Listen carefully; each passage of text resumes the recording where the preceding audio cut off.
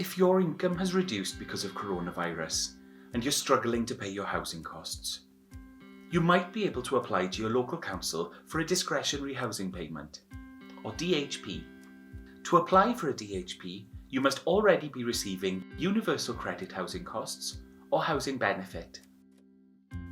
A DHP can be paid to help you pay any shortfall between the benefit you receive and the amount of rent you have to pay, or pay other housing costs such as rent in advance, a deposit on a new tenancy, or removal costs.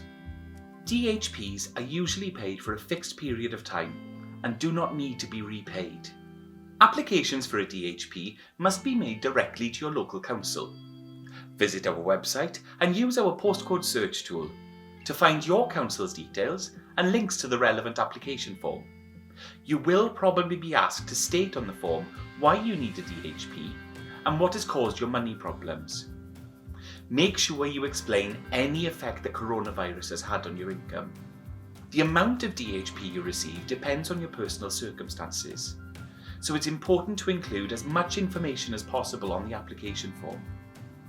To find out more about DHPs and other sources of financial support during the coronavirus pandemic, visit Shelter Cymru's website.